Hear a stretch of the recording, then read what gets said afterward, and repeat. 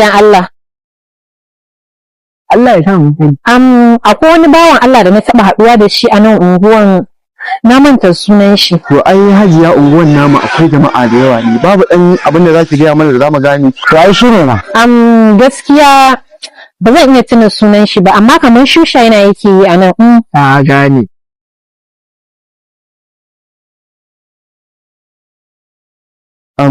Wacce motar ki ce? Mota ta ce lafiya?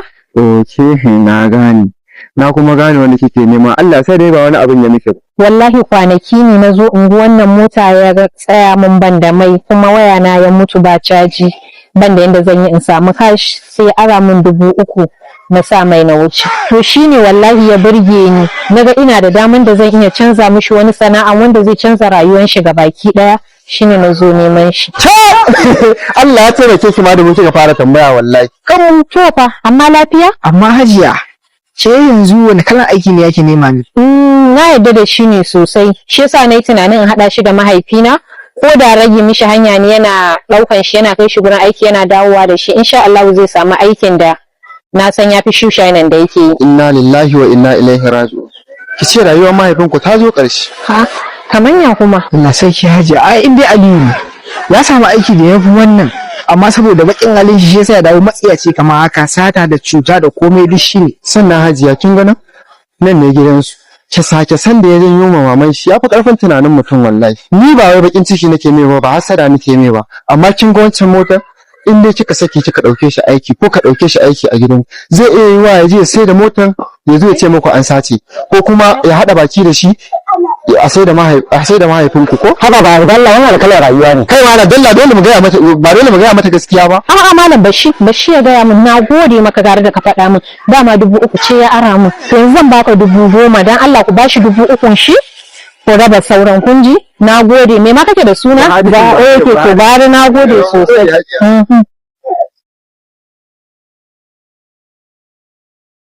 Kai wallahi malam kuɗi yayi. Yanzu baka duba yanda Hajiya ta shiga motar nan ta rufe kanta AC kai take shi. A dai tsoron Allah. To za tsoron ka mu ji idan na raurayin da matan a sauka lafiya Hajiya. Kai baka ta tafi gafara ta zo. Wai dan Allah amma ba hari ne Aliyu ya tsare mutum. Kai malam ba ruwan ka fa.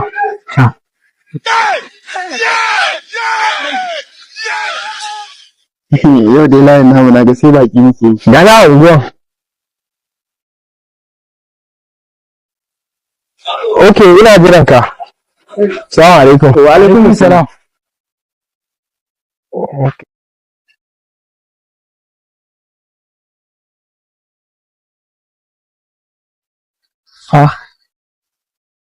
Ce kuna nan kenan. Wallahi muna nan. Allah ya shi barka. Kai bawan Allah na gode sosai. Aha bawan Allah ba komai wallahi. Gashi nan. Kai gaskiya na gode sosai. Idan ku muke nema masu gaskiya a gurin aikin. Gaskiya wannan abin da kai ya burge ni sosai. Saboda haka ko kai karatu ko baka yi karatu ba, za mu baka aiki a ma'aikatan. Kai Allah bai na gode sosai, Allah ya saka da alkhairi. Amma Allah bai na ce ma'aikatan na da suke nema ko kuma suna son da wasu da yawa ne. A kai kana da wasu wanda kake so a taimaka ma ne? Wallahi saboda da ni da abokai na kusan dukan muna da zuwa ne, ba wani sana'a kwari. So da Allah idan ba damuwa ko za a iya taimakawa da ni da su ko da ba duka ba, sai a ce dai komai biyu komai uku haka yalla. A karka damu, dama muna buƙatar mutane da ɗan yawa, to saboda haka zan duba zan ga yadda za a yi. Kayan lawo mun gode, Allah ya saka da alheri. Abdul Bari Mukhtar, na ga insha Allah zaman mu an ya kare. Mun gode Allah. To shikenan ba damuwa, ina da lambar ka. Zaka yi sako na. Sai an jima. Ora, sai an jima ku. Yawwa. Abdul, bari shiga gida an dawo. Ina zuwa.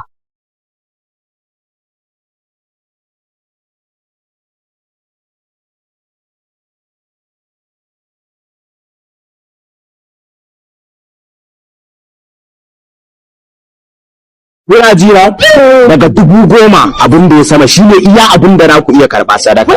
Daga 10,000 abin da ya kasa babu shi a tsarin mu. To dama ni na riga na sani. To yanzu misali mutane idan suka ba mu 1,000, 2,000, 3,000, 2,500 ba za mu karɓa ba, dole sai abin da ya 10,000 za mu karɓa. Karen mu ne ya kama da za a ba mu sai abin da za mu zaɓa gani. Kai abba kana ji na inda ya karbi kasa da 10,000 ko 9,995 ya karba ka ciro min kan shi ka da shi. Kana nufin za ka iya cire kaina? Naka wasa ne da shirya. Ya da bismillah ka rajina bismillah wallahi. Allah ina faɗa maka. Ka gida na wuri. Da Allah da annaba taimaka mana da su. Za ka kuke ne.